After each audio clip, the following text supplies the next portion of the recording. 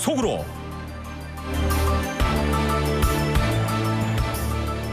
네, 사흘째였던 민주당 전당대회 어제의 하이라이트는 부통령 후보인 팀 월즈 주지사의 등장이었습니다. 팀 월즈 후보는 수락연설에서 이번 대선을 자유를 향한 싸움으로 규정하고 승리를 다짐했습니다. 한편 카멜라 해리스 부통령은 어제 전당대회의 모습을 비치지 않고 대통령 후보직 수락 연설 준비에 집중하겠다고 합니다. 민주당 전당대회는 오늘 오후에 이 해리스 후보의 대관식 수락 연설을 끝으로 나흘간의 일정을 마감합니다.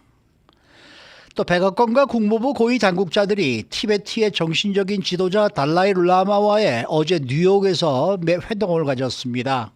중국은 이에 대해 불쾌감을 드러내면서 미국 측에 외교 경로를 통한 항의를 제기했다라고 밝혔습니다. 봉화식 기자. 안녕하십니까? 사흘째였던 어제 민주당 전당대회 주인공 아무래도 단연 이 부통령 후보인 팀 월즈 주지사였죠. 네, 부통령 후보직 수락 연설에서 조 바이든 대통령 그리고 카말라 해리스 부통령에게 감사 표시를 했습니다. 자유를 위한 싸움을 이번 대선 성격으로 규정했는데요. 꼭 이기겠다고 승리를 다짐했습니다. 그리고 월즈 후보는 자유라고 말을 하면 우리는 더 나은 삶을 만들 자유, 그리고 의료 지원을 결정할 자유, 총에 맞지 않을 걱정 없이 학교에 다닐 자유, 이 모두가 자유다, freedom. 그런데 공화당 후보인 도널드 트럼프와 부통령 후보인 제이디 밴스의 프로젝트 2025년, 이거야말로 아주 이상하고 또 weird라는 말을 썼죠. 틀렸고 우리의 삶을 훨씬 힘들게 만들 것이라고 주장을 했습니다. 이들 공화당이 다시 백악관을 차지한다면 그들은 중산층 생활비를 올리고 의료보험 지원까지 중단할 것이다. 그리고 낙태도 전국적으로 중단시킬 것이라면서 트럼프의 다음 4년은 미국인 입장에서 한층 최악일 것이다. 이렇게 목소리를 높이기도 했습니다. 네. 자, 그렇다면은 민주당이 집권했을 때 공약은 어떤 거예요? 민주당이 집권하게 되면 중산층의 세금을 깎아줄 것이라고 얘기했고요. 그리고 거대한 제약사에 맞서서 약값을 인하할 것이고 주택 구입도 쉽게 만들고 그리고 무엇보다도 국민들의 자유를 위해서 투쟁할 것이다. 대선까지 이제 70여일 남았는데 총 공격, 미식축구용으로 블리츠를 선언했는데요. 고등학교 풋볼 코치 출신답게 이제 우리는 마지막 4쿼터에 있다. 공화당이 뒤지고 있지만 우리가 공격권, 볼을 소유하고 있기 때문에 앞으로 달려나갈 것이라면서 역전 터치다운을 장담했습니다. 고등학교 시절에 제자들이 자신의 급식비를 대신 내주던 코치 월즈 부통령 후보 일화를 회고했고요.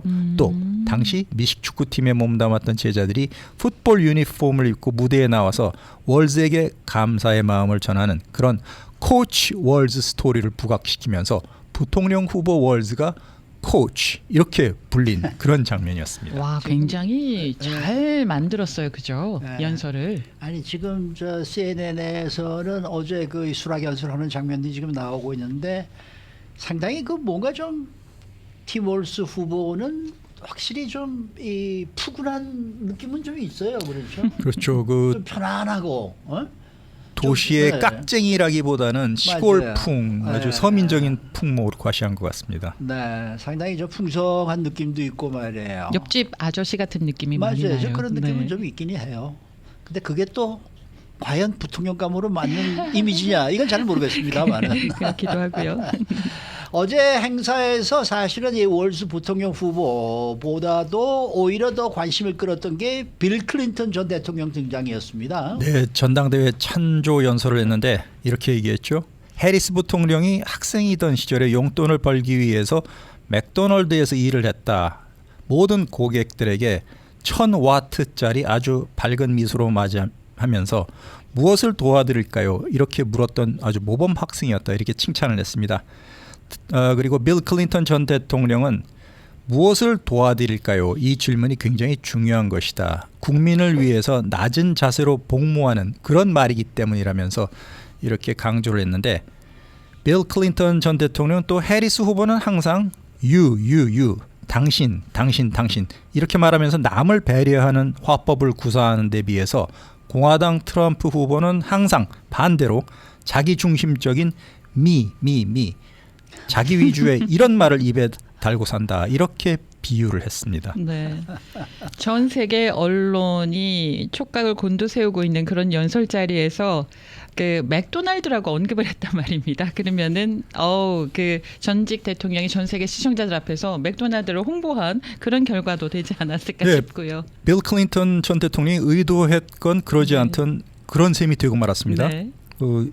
빌 클린턴 대통령이 8년간의 백악관 재임 기간에 유별나게도 맥도널드 제품을 사랑한 것으로 아주 잘 알려져 있죠. 코미디 프로그램인 Saturday Night Live에서도 그 빌 클린턴의 맥도널드 사랑을 풍자한 프로그램이 나온 적도 있고 그의 고향인 남부 아칸소주 리틀록에 있는 맥도널드 매장에는 클린턴을 위한 명패가 아직도 걸려 있습니다. 그리고 어제 연설에서 이렇게 얘기했죠. 해리스가 대통령이 되면 나 빌 클린턴은 굉장히 행복할 것이다. 왜냐? 해리스가 맥도널드 매장에서 가장 많은 시간을 보낸 대통령이라는 나의 기록을 깰 것이기 때문이라면서 조크를 하기도 했습니다. 네. 워싱턴 포스트 신문은 그 클린턴 농담을 자세히 보도했는데요. 20년 전에 심장병 수술을 받은 이후에는 빌 클린턴이 맥도널드 치즈버거를 끊었고 지금은 야채 위주 식단을 하고 있다고 공개를 했습니다. 그런데 사실 이 맥도널드 얘기는 원래 원고 연설에 없던 빌 클린턴의 애드립으로 밝혀졌는데요. 29분 동안의 긴 연설에서 이렇게 맥도널드 칭찬을 하면서 해리스를 띄워주는 전략을 구사했는데 그런데 아이러니컬하게도 공화당 대통령 후보인 트럼프 역시 열광적인 패스트푸드 애호가로 아주 유명하죠. 맞아요. 백악관에서 재임했을 때 미식축구 풋볼 선수들을 백악관에 초청한 자리에서도 패스트푸드 햄버거를 대접할 정도로 평소에도 트럼프 후보 역시 이런 맥도널드를 포함한 패스트푸드 애호가로 아주 유명합니다. 백악관에서 먹었던 햄버거는 맥도날드일까요? 버거킹일까요? 맥도날드는 아니었고요. 예, 그 다른 제품 제 네. 기억으로는 버거킹이었던 것 같습니다. 그래요? 맥도날드는 아니었습니다. 네. 도널드 트럼프 후보는 오늘 유세를 하게 된다 그러면은 첫 마디가 그래 나는 맥도날드를 많이 사서 가서 먹었다. 그때 해리스가 나를 서브했는지는 내가 기억을 잘 못하겠다. 이렇게 그렇게 한마디 하고 시작하면 얘기가 재밌게 되는데 그렇네요. 어제 이 카말라 해리스 부통령은 모습을 드러내지 않았어요.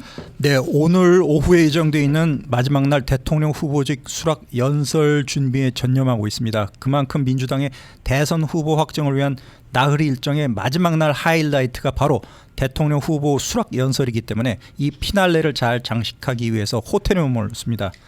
CNN 방송이 이렇게 보도했는데요.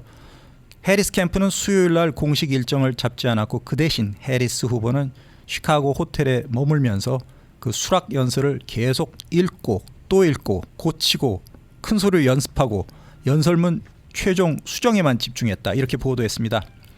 이 연설 내용 하나하나가 앞으로 그 전 세계 시민들에게 미국 유권자들뿐만 아니라 그 끼치는 파급 효과를 그만큼 의식하고 있다는 것입니다. 연설의 완성도를 높이는데 아직까지도 그 전념을 하고 있는데 바이든 밑에서 부통령이 된 지 3년이 넘었는데도 여전히 아직 많은 미국 유권자들은 카말라 해리스의 정체성에 대해서 어떤 인물이냐 수수께끼처럼 느끼고 있다는 것입니다. 그리고 기자들의 평소 질문에 대해서 제대로 대답을 잘 하지 못했다. 이런 부정적인 이미지가 아직도 남아있고요. 그렇기 때문에 오늘 수락 연설을 통해서 자신만의 목소리로 미국에 전달하는 자기소개로 이렇게 원고를 고치고 있다는 것입니다. 그 연설 중인 호텔방에서 월즈 주지사의 부통령 수락 연설을 어저께 하루 종일 텔레비전으로 보면서 자신의 연설과 비교를 했다. 그런 후문이 전해지고 있습니다. 네, 자 여기에 또 도널드 트럼프 후보는 피격 사건 이후 한 달 만에 처음으로 야외 유세를 소화했습니다. 이번 대통령 선거에서 굉장히 중요한 남부의 경합주죠. 노스캐롤라이나주의 애쉬보로 야외 행사장에 마련된 무대에 섰습니다. 수천 명 지지자들이 모인 가운데 가장 눈에 띄었던 것이 무대 앞과 뒤에 설치된 대형 방탄 유리였습니다. 비밀 경호국인 SS가 야외 연설 현장에 방탄 유리를 설치한 것은 이번이 처음인데 현직 대통령에게만 이런 특권 그 서비스를 제공했는데 전직 대통령인 트럼프가 지난달 암살 시도를 간신히 비껴놨기 때문에 경호 실패에 대한 비판 여론을 의식한 것으로 보입니다. 그 당시에 펜실베니아주 버틀러에서 유세 현장에서 총격범이 인근 건물 지붕에 있다는 사실까지 알고도 총격 때까지 20분 동안 SS 비밀 경호국이 아무 대응을 못한 점이 그때나 지금이나 계속 도마에 오르고 있기 때문입니다. 그래서 그 암살 미수 직후에 뭐 경호 움직임이 뭐가 좀 많이 달라지긴 했습니까? 예, 상당히 많이 달라졌죠. 그 당시에 암살 목숨을 잃을 뻔했던 트럼프 후보 자신이 도대체 어떻게 그 건물 지붕에 사람이 올라갈 수 있었냐 이렇게 실수를 따끔하게 지적을 했습니다. 결국 킴벌리 치틀 전직 SS 국장이 책임을 지고 사표를 냈는데요. 이 같은 논란을 의식해서 어제 유세 현장에서도 경호가 대폭 확대된 모습이 아주 눈에 띄었습니다. 일주일 전부터 유세 현장을 샅샅이 뒤진 경호팀이 필요한 사항을 꼼꼼하게 정리를 했는데요. 주변 건물의 지붕에는 경호팀 소속 저격수가 전부 다 배치됐습니다. 그리고 유세 현장 전반을 감시하기 위해서 드론까지 운영이 됐는데요. 테러범 무인기 공격을 막기 위한 방공 시스템까지 등장했습니다. 이와 함께 중장거리 공격까지 차단하기 위해서 대형 트럭을 동원해서 차단막까지 설치했고요. 트럼프가 11월 대선까지 남은 선거운동 기간 동안에 야외에서 유세를 할 경우에는 100% 방탄 유리가 설치된 무대에 오르게 됐는데 트럼프 개인은 대규모 지지자들을 모을 수 있는 야외 유세를 소수만 들어갈 수 있는 실내 유세보다 훨씬 선호하고 있다는 것입니다. 이런 가운데 트럼프 후보가 막내 아들의 대학교 입학에 대해서 뭐 처음으로 밝혔다라는 소식이 있는데 어떤 내용입니까? 네, 입학생을 둔 한인 학부모께서도 상당히 큰 관심을 두고 있었던 이슈였는데 본인이 어저께 처음으로 입을 열었습니다. 뉴욕 포스트와 단독 인터뷰를 가졌는데 막내 아들 베런 트럼프가 뉴욕에 있는 명문 사립대학에 진학한다고 확인을 했습니다. 그 학교 이름까지 밝히진 않았지만 엠파이어 스테이트, 즉 뉴욕주에 있는 그 학교고 곧 본인 입으로 공식 발표한다고 얘기를 했는데 자신의 고향이자 부동산이 몰려있는 최대 도시 뉴욕 맨하탄의 뉴욕 유니버시티가 확실시되고 있습니다. 인근의 컬럼비아 대학과 포뎀 대학교도 명문인데 베런이 아예 이 학교는 신청을 안 했죠. 그렇기 때문에 그 24일 토요일부터 그 기숙사 무빙데이가 시작하고 노동절 이후인 9월 3일 화요일 날 개학하는 NYU가 아니냐 이런 기자의 질문에 트럼프는 부정을 하지 않고 미소만 지으면서 내 아들이 똑똑하다 이렇게 동문서답을 하면서 사실상 그 이를 확인했습니다. 키가 2m가 넘는 베런이 지난 5월달에 고등학교를 졸업했는데 당시 아버지인 트럼프 대통령은 자신이 나온 아이비리그 유펜 또는 백악관 인근에 있는 조지타운 대학을 굉장히 강권하다시피 권했는데 결국은 어머니가 그 집이 있는 뉴욕 맨하탄에서 가까운 걸어 다닐 수도 있는 뉴욕 유니버시티를 권한 것으로 그렇게 알려졌습니다. 차라리 한국에 가서 한국 대학을 들어가죠. 그러면 좀 뉴스감이 들 텐데. 그러니까요. 베런이 네. 뭐 어디 대학 가느냐가 뭐 이렇게 뉴스감이 지금 요새 됩니까? 그러니까요. 네. 신경 쓰고 있나? 그리고 요즘 너무 뭐 연예인들의 자제분들이라든지 정치인의 자제분들 이런 분들이 뉴스에 굉장히 많이 나오잖아요. 근데 어떤 특별한 이슈가 있다거나 뭐 최우수 성적으로 입학을 했다거나 아니면 아버지가 돈이 많아서 건물을 하나 기부를 해서 입학을 했다거나 이런 거가 나오면은 좀 화제가 될 수가 있는데 그죠? 그런데 아버지 뭐 트럼프의 말에 따르면 올레이를 받은 아주 우수한 성적으로 입학했다고 그렇게 얘기했습니다. 증명을 해주십시오. 성적표 복사 보여주십시오. 네. 자, 민주당이 지금 트럼프에 대해서 억만장자 친구들만 배를 불리게 될 이기주의자다라는 프레임으로 대선 승리를 일구겠다는 전략을 확정했다. 이런 또 분석이 뉴욕타임즈가 이 보도를 했네요. 예, 카말라 해리스 부통령이 선거운동 과정에서 트럼프 전 대통령을 어떤 프레임에 가두려 하는지 이번 전당대회에서 확실히 드러나게 됐다는 것입니다. 과거에는 민주당 대선 후보들이 위험한 도널드, 인종차별주의자, 민주주의에 대한 위협 이런 고상한 용어를 사용했는데 그와 달리 검사 출신의 해리스 부통령은 강한 방법을 시도하고 있는데 유권자의 공감을 얻을 수 있는 말이 무엇이냐 이렇게 고민을 하고 있다는 것입니다. 즉 트럼프 본인과 억만장자 친구들에만 신경을 쓴다. 비열한 사기꾼이다 이런 프레임에 초점을 맞추고 있다는 것인데 그 자기 자신을 섬기는 억만장자 과연 대통령에 대해서 우리에게 무엇을 갖다 줄 수 있을 것인가 이런 이슈를 중점적으로 지적을 하고 있고 결국 트럼프가 당선되면 부자만 챙길 것이다. 우리는 다르다. 이렇게 얘기하고 있다는 것입니다. 네. 그런가 하면은 티베트의 정신적 지도자 달라이 라마가 백악관과 국무부 고위 당국자들과 함께 이 뉴욕에서 조용히 이 미팅을 가졌다라는 보도가 또 나와 있습니다. 네, 어제 국무부 인권 담당 차관 그리고 백악관 인권국장과 달라이 라마가 뉴욕에서 만났습니다. 조 바이든 대통령을 대신해서 건강을 기원하고 티베트인들의 인권 증진 그리고 그들의 독특한 언어, 문화, 종교적 유산을 지켜주겠다는 미국의 약속을 재확인했다고 밝혔는데 네. 이에 대해서 중국 정부는 굉장히 강하게 반발을 하고 있습니다. 엄청 반발할 듯한데요. 내정 간섭이라고. 네. 예, 노골적으로 그 불쾌감을 드러내면서 미국은 그 남의 나라 일에 신경을 끄고 엄정한 교섭, 즉 외교 경로를 통한 항의를 제기했다고 발표했습니다. 마오닝 중국 외교부 대변인이 어제 정례 브리핑에서 이렇게 얘기했는데요. 중국은 어떤 나라도 달라이 라마의 방문을 허용하는 것을 단호하게 반대하고 어떤 국가의 정부 관리가 어떤 형태로든 달라이 라마를 만나는 것을 단호히 반대한다.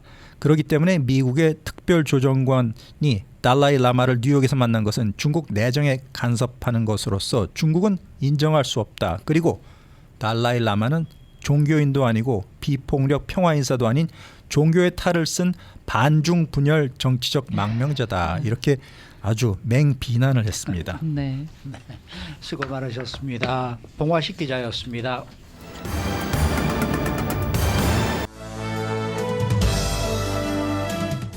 인사이드 아메리카. 네, 프로농구팀 LA 클리퍼스의 새로운 홈구장인 인투이트 덤에서 VIP들은 새벽 4시까지 술을 판매할 수 있는 법안이 캘리포니아주 상원을 통과했다라는 소식입니다. 또 올해에는 인공지능 AI 선거운동의 해로 예상이 됐었지만은 그 전망은 어긋났다라는 평가가 나오고 있습니다. 박현경 기자. 네, 안녕하십니까. 우선 첫 소식. 지난 15일에 잉글우드에 오픈된 이 인투이트 덤에서는 술을 원래 제한 시간인 새벽 2시가 아니라 더 늦게까지도 마실 수 있게끔 이 법안이 추진이 되고 있다는 소식이네요. 그렇습니다. 잘 아시다시피 캘리포니아주에선 주류 판매가 새벽 2시까지로 제한이 되죠. 그렇죠. 근데 인투이트 돔에서는 새벽 2시 이후까지 연장해서 주류를 판매할 수 있을지 관심입니다. 오늘 LA타임스 보도에 따르면 캘리포니아주 상원은 이번 주에 관련 내용의 법안을 조용히 승인했는데요. 법안은 AB 3206입니다. 지난 화요일에 이 상원에서 별다른 논의 없이 승인된 이 법안은 이제 하원으로 향하게 됐다고 신문은 전했습니다. 그러면 새벽 2시를 넘어서 정확히 몇 시까지 술 판매가 가능해지는 건가요? 새벽 4시까지입니다. 법안이 확정된다면 그렇다면 인투이트 돔에서는 새벽 4시까지는 주류 판매가 가능해질 수 있겠습니다. 이게 지금 인투이트 덤에서만 지금 해당이 되는 그런 얘기죠. 네네. 그렇지만은 인투이트 덤에 들어오는 모든 사람들이 새벽 4시까지 술을 마실 수 있다는 아니다 말이에요. 특정 일부에게만 적용이 글쎄 말이야. 되는데요. 네. 그 일부가 바로 인투이트 돔의 VIP들입니다. VIP. 프라이빗 럭셔리 스윗을 쓰기 위해 돈을 낸 VIP 멤버들에게만 새벽 4시까지 그렇게 술을 제공하도록 허용한다는 게 이 법안 내용입니다. 그러면은 VIP 멤버는 몇 명 정도나 되는 거예요? 몇 명인지 정확하게 알려지지 않았는데요. 예. 그렇지만 이 프라이빗 럭셔리 스윗의 수용 인원이 예. 100명입니다. 그리고 멤버들이 대중의 스페이스를 렌트해주는 스윗 익스피리언스 그룹스가 올린 한 게시물에 그 가격이 나왔는데요. 오는 10월에 LA 클리퍼스와 피닉스 선스 경기에 대한 이런 스윗 중 하나 가격은 $1,769, $10,000 넘게 판매되고 있습니다. 여기엔 경기 티켓 17장, 발코니 뷰, 그리고 VIP 바 이용 등이 다 포함된다고 합니다. 이 법안을 상정한 사람은 분명히 상원 의원일 텐데 네. 그분은 지금 뭐라고 얘기를 하고 있는 거예요? 이에 대해서. 네, 호소넬 지역구라는 티나 맥키너 의원인데요. 이 맥키너 의원은 범위가 제한적이긴 하지만 잉그로드 시는 경쟁력을 유지하기 위해서 이런 법안이 필요하다고 말했습니다. 이어 잉그로드는 포럼, 소파이 스타디움 같은 그런 경기장들이 있고 또 스페셜한 엔터테인먼트들이 필요한데 주류 판매를 제한하는 그 주법이 이런 데 영향을 줘서 참석자 수에 제한이 있다고 전했습니다. 이 법안은 당연히 잉그루드 시정부의 지지도 받고 있는데요. 법안이 확정되더라도 이건 이제 오는 2030년까지만 적용된다 하고요. 또 LA 클리퍼스 구단주 인투잇돔에 자금을 댄 스티브 발머의 회사 멀피스 볼도 이 법안의 스폰서입니다. 매년 수십만 명 스포츠 팬을 끌어오는 LA의 독특한 그런 커뮤니티를 강화하기 위해선 주의회에서 해당 법안을 통과시켜야 한다 이렇게 촉구하고 있습니다. 네, 이 법안에 대한 비판도 상당할 듯 싶은데요. 어떻습니까? 네, 이 법안은 재정적, 정치적 권력의 부당한 남용이다라는 비판을 받고 있습니다. 무당파 정부 책임 기구인 캘리포니아 커먼 커즈에선 그 투명성, 윤리를 전문으로 하는 샤안 맥모리스가 이렇게 말했습니다. 이 법안은 부유한 개인과 기업이 입법 과정에 미치는 불균형적인 영향력을 보여준다라고요. 또 이건 실제로 한 명의 억만장자와 1%에게 이익이 되는 틈새 법안이라고 꼬집었습니다.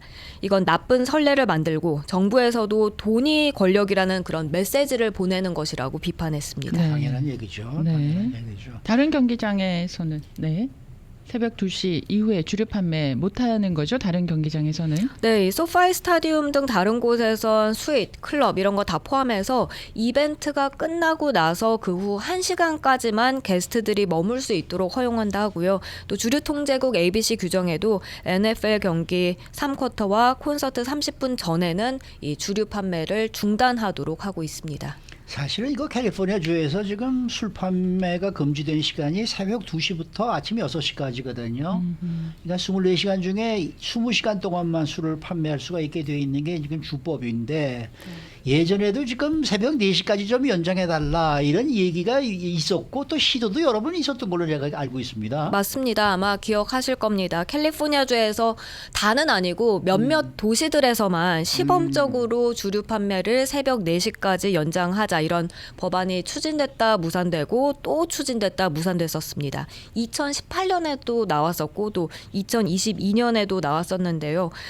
찬성 쪽은 이 법안을 찬성하는 쪽은 경제 활성화에 도움이 크게 될 것이다. 뭐 이런 입장 나타냈었고 반대쪽은 유흥으로 인한 나쁜 여파를 피해가긴 어려울 것이라는 의견이었습니다. 그렇게 법안은 번번이 부결됐었는데요. 아무튼 인투잇돔에서 VIP들에게만 주류 판매 시간을 새벽 4시까지 연장하자는 이 법안은 하원을 통과하고 또 주지사 서명까지 받아서 확정될 수 있을지 관심이 모아지고 있습니다. 예전에 이 한인타운에 이 한국 식당이라든지 술집들이 은근히 그냥 문 닫아 걸고 또 새벽에 2시간 넘어서도 또 술을 맞아요. 팔다가 그런 적이 있었죠. 또 뭐 적발도 되기도 네. 하고 그랬었는데 요새도 그런지는 모르겠습니다만은 네. 말이죠. 네. 2시까지면 2시까지만 마셔야죠. 근데 이게 경기장이지 않습니까? 예. 경기장에서 새벽 4시까지 술을 마실 만한 일이 있을까요? 그러니까 자기들 개인 파티 그러한 이제 프라이빗 룸에서 지금 저 네. 그렇게 해주겠다는 거니까 네. 자기네들은 거기서 이제 파티를 계속 하겠다는 얘기죠. 경기가 다 끝난 다음에도. 끝난 다음에도. 예, 이제 그러니까 그 사람들을 위해서 지금 해주겠다는 건데 이렇게 조금씩 뭔가 이렇게 뭡니까 예외를 두게 되면은 안 되죠. 그렇죠. 이건 말도 그럼요. 안 되죠. 네, 맞습니다. 자, 다음 소식입니다. 올 11월 선거는 이 인공지능 AI 선거 운동의 해가 될 것이다 라는 말이 나왔었는데 그 전망이 좀 빗나간 것으로 평가가 되고 있습니다. 네, 뉴욕타임스는 어제 올해가 AI를 활용한 선거의 해가 될 것이란 전망이 어긋났다고 평가했습니다. 이 신문은 한 사례를 들어서 이처럼 전했는데요. 오하이오주 연방 하원 선거에 출마한 민주당 후보 매슈 디먼은 올해 1월 AI 회사의 제안을 받고서 선거 운동에 AI 로보콜을 이용했다고 합니다. 이 AI를 통해서 5분 사이에 유권자 1,000명 이상에게 그렇게 전화를 걸었다고 했습니다. 네. 그렇지만 거의 모든 유권자들이 AI 자원봉사자다라고 소개하는 목소리가 나오니까 곧바로 전화를 끊어버렸다고 합니다. 네. 디먼은 사람들은 이렇게 AI 프로그램과 이야기한다는 걸 들었을 때 전화를 받고 싶어 하지 않았다면서 아마도 이런 종류의 기술을 아직까진 받아들일 준비가 돼 있지 않은 것처럼 보였다고 했습니다. 그럴 거예요. 그래도 선거 운동에 AI를 활용하긴 했네요. 네, 이 뉴욕타임스 보도에 따르면 최근 몇 달 사이 30개 넘는 이 기업들이 네. 전국이나 지방 단위 선거 캠프에 AI 프로그램을 제공했습니다.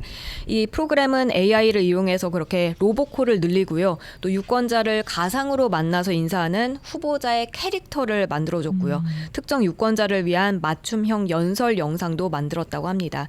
그리고 유권자 명부와 이메일을 선거 전략에 맞게 정리를 했습니다. 하지만 이런 정작 선거 운동에 AI를 이용하는 후보자는 소수에 불과하고 이를 인정하려는 후보자는 훨씬 더 적다고 신문은 지적했습니다. AI 기업 3곳은 AI 활용 사실을 대중이 절대 알 수 없도록 보장할 경우에만 선거 캠프에서 그렇게 AI 프로그램을 구매하기로 동의했다고 합니다. 그리고 민주당과 공화당의 선거운동 관계자들은 이런 상황을 놓고서 대부분 유권자가 AI에 대해서 불안해하고 불신한다는 그런 내부 여론조사에서 비롯된 것이라고 했습니다. 네. 최근에 그 한국의 한 유튜버가요 AI 기술을 이용을 해가지고 유관순 열사나 이런 분들 독립운동을 하신 분들이 이제 독립이 됐다라고 왜냐하면 독립을 못 보고 돌아가셨으니까 독립이 돼서 기쁘다는 이렇게 웃는 만세를 하면서 웃는 모습으로 만들었어요. 그게 굉장히 많이 지금 알려지고 있어가지고 가슴 뭉클함을 전해주고 있거든요. 그리고 또 그 감옥에 갇힌 분들이 다 수의를 입었잖아요. 죄수복을 입었는데 그거를 예쁜 한복으로 다 바꿔가지고 그래서 그 또 영상이 많이 알려지고 있어서 이런 거는 감동을 주는데 AI 자원봉사자가 전화해서 나는 AI 자원봉사자입니다라는 전화를 받았을 때는 기분이 그렇게 썩 좋지 않은가 봅니다. 좋을 리가 없죠. 없죠. 네, 저부터도 만일에 AI가 지금 전화를 드립니다. 뭐라고 얘기하고 계속하고 그러면은 그냥 끊어버리게 되지. 그거 그렇죠. 들으려고 그러겠어요?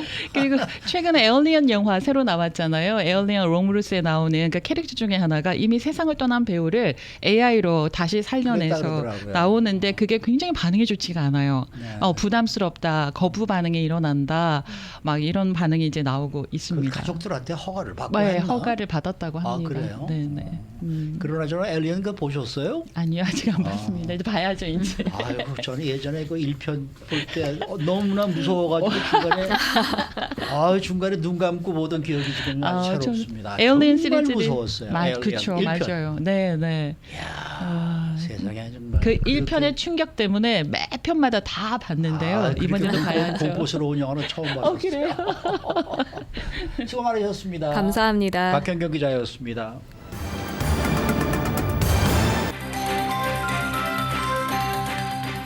데일리 브리핑. 네, 매주 금요일 아침 데일리 브리핑에서는 퀀텀 F&A 최원화 최원화 대표 함께하는 시간입니다. 대표님 안녕하십니까? 안녕하십니까?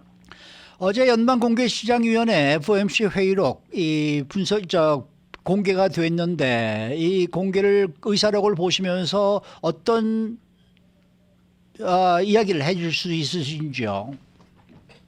네, 어제 발표된 의사록을 보면은 지난 그 회의 이후에 있었던 여러 가지 시장의 반응이나 회의 이후에 있었던 기자회견 그리고 그 이후에 여러 위원들께서 이제 여기저기 그 발언들 하시거나 이제 세미나에 참석하셔서 얘기하신 내용들하고 뭐 거의 일치하는 내용이었기 때문에 뭐 특별한 그 어떤 놀라움은 이제 없었다라고 봐야 되겠죠. 좀 결론적으로 이제 그 분위기가 뭐였냐면은 거의 대부분의 위원들이 이제 9월 인하를 받아들이는 분위기였다 하는 점이 이제 뭐 확인되었고요. 여기에 대한 근거로는 이제 최근 물가 상승률이 줄어들면서 이제 적어도 소비자들이 더 이상은 이제 높은 가격을 당연히 받아들이고 뭐 구매를 하지 않는다. 이제 이런 것 때문에 인플레이션이 상당히 둔화되고 있다 하는 점을 이제 또 얘기를 했고, 그 다음에 이제 또 고용 상황이 이제 좀 그 서서히 좋지 않아지고 있다.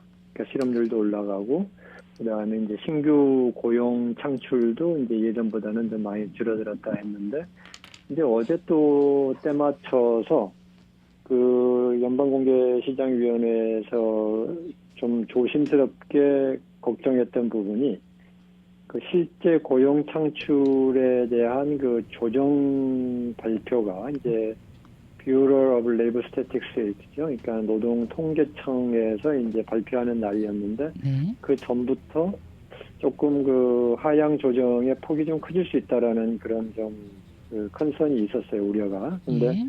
어제 그 회의록 발표와 비슷한 시점에 이제 그게 발표가 됐는데 예상보다 훨씬 많은 숫자의 그 고용 증가의 하향 조정이 이루어졌죠. 그러니까 원래 고용이 이만큼 늘었다 했던 것보다 약 한 81만 9천 명 정도가 덜 늘었다는 걸로 발표를 함으로써 이제 고용 시장이 예상했던 것보다 더 둔화가 빠르다. 이제 이런 점을 그 발표를 했기 때문에 네.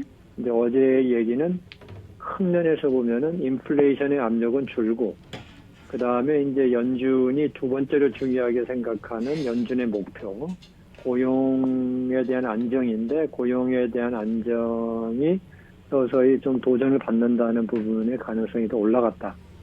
그래서 그렇게 보면 이제는 금리 인하를 해야 되는 당위성이 이제 상당히 굳건해졌다. 이렇게 보는 것이 어제 그 의사록에서 반영된 내용이었다. 이렇게 요약하겠습니다. 네. 그러면은 금리가 0.5%포인트 인하 가능성도 좀 점쳐지고 있는 그런 상황인가요?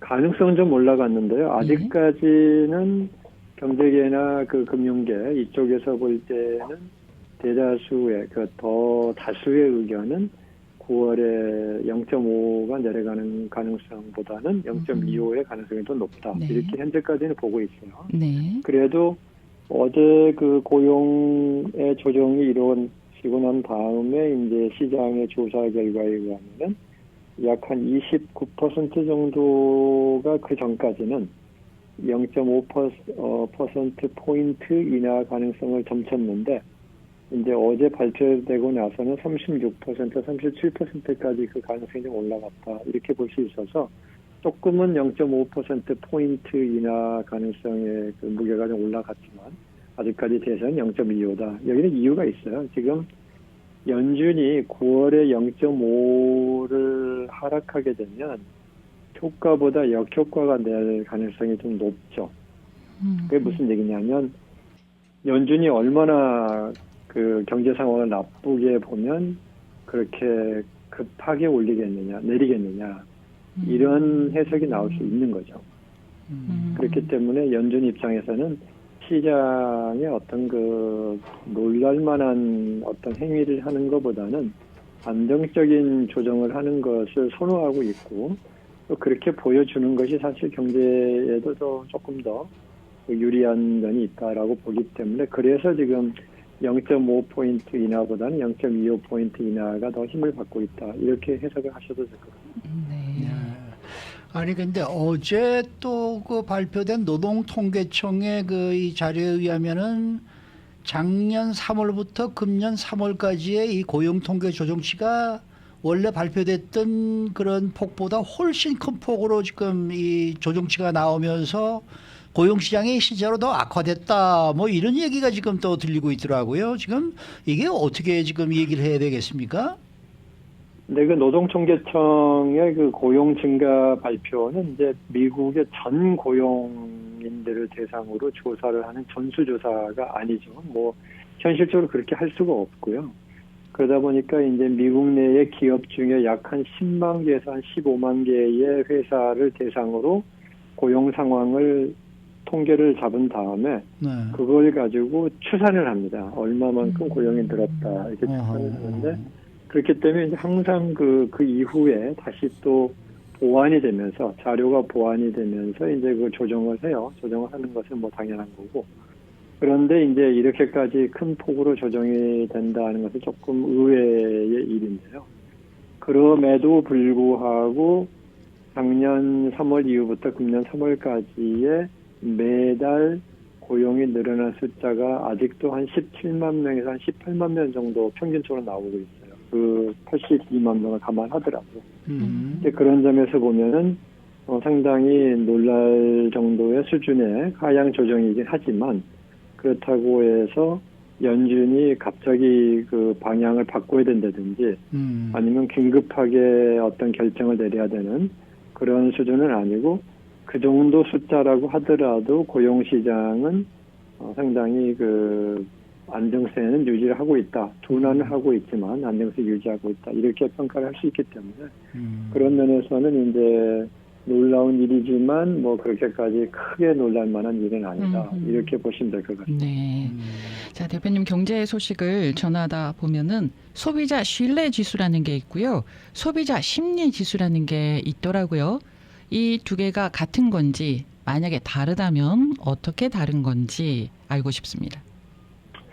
그 한국말로 번역하면 이제 그렇게 되는 것이 맞겠죠. 근데 지금 그 소비자 신뢰 지수라고 하는 거나 소비자 심리 지수라고 하는 것은 뭐냐면요. 네. 소비자들이 과연 어떻게 현재 경제 상황에 대해서 느끼고 있고 또 그다음에 이러한 심리 상태가 앞으로의 소비에 어떤 영향을 미칠 것인가를 가늠해 보게 해주는 그런 통계예요. 그런데 미국에는 이제 이러한 그 소비자들의 성향을 분석하는 기관이 두 군데가 있어요. 여러 뭐 굉장히 많은데 네. 또 이 공인된 많은 그 경제학자들이나 뭐 금융계에서 관심을 두고 있는 가장 정통한 그 신뢰 지수라고 하는 것이 이제 두 군데가 있어요. 하나가 컨퍼런스 보드라고 하는 데서 이제 하는 소비자 신뢰 지수, 컨슈머 컨피던스 인덱스죠. 네. 그 다음에 이제 또 하나는 미시건 대학에서 발표하는 컨슈머 센티먼트 인덱스가 있어요. 그게 그렇죠. 아마 소비자 심리 지수라고 이야기가 있어요. 네. 얘기를 하는데 둘이 조사하는 목표는 같아요. 두 군데 다. 네. 네, 조사하는 목표도 같고 형식도 비슷해요. 그러니까 전체적인 심리 상태를 측정하고 그 다음에 이제 둘로 나눠 가지고 하나는 현재 상황을 어떻게 느끼고 있느냐. 지금 현재가 어떻다 하는 데 대한 그 지수가 하나가 있고 또 하나는 앞으로 어떻게 될 것 같냐라고 하는 이제 미래에 대한 것이 이제 두 가지의 또 서브 컴포넌이 있는데 이제 이게 그 소비자 왜 중요하냐면요. 네.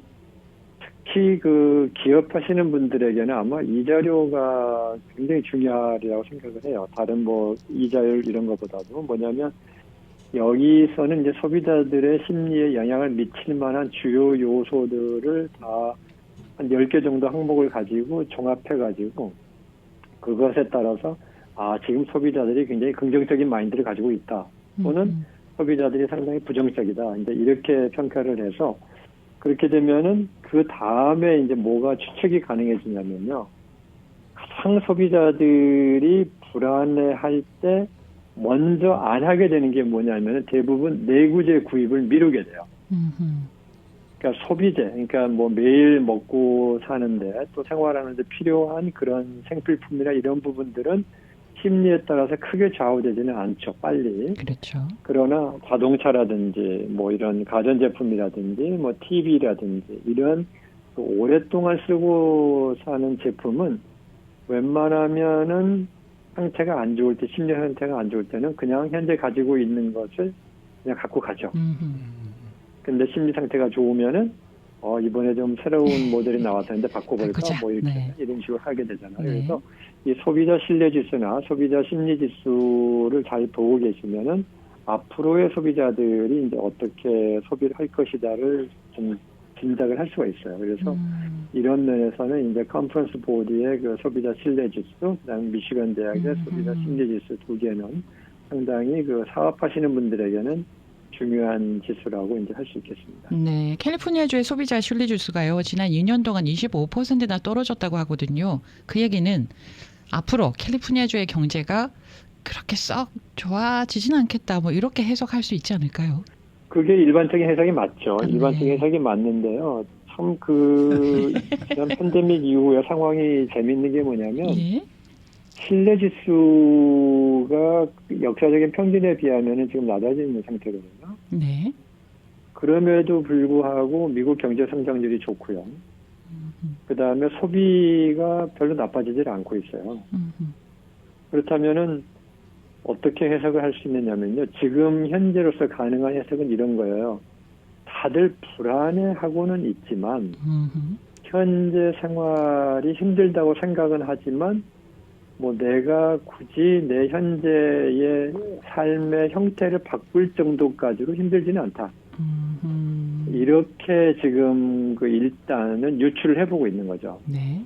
만약에 말씀하신 대로 캘리포니아 같은 경우에 실내 지수가 그렇게 급격하게 떨어졌으면 지금 캘리포니아는 상당한 불황이야 되는. 지금 뭐 물론 뭐 여러 분야에 따라 걸쳐서 이제 그 사업이 잘 안 되시는 경우도 있고 하는 부분은 분명히 있습니다만은 전체 지표로 봐서는 그렇게 나쁘지 않거든요. 그래서 지금은 어떤 면에서 그 심리적인 불안 상태를 계속 유지하지만 그렇다고 해서 뭐 내가 내 생활의 패턴을 바꿀 만큼 그렇게 심하지는 않다. 이런 게 아닌가라는 지금 팬데믹 이후의 특수 상황이라고 현재까지는 잠정적으로 보고 있어요. 조금 시간이 지나 봐야지 그런 괴리 현상이 왜 발생을 했구나를 알 수 있을 거라고 보고 있습니다. 네, 그러면 좀 한 30초 정도 시간이 남았는데 앞서 현재 미래를 볼 수 있다 그랬는데 현재는 이해가 됐습니다. 그럼 미래는 어떻게 보는 거예요?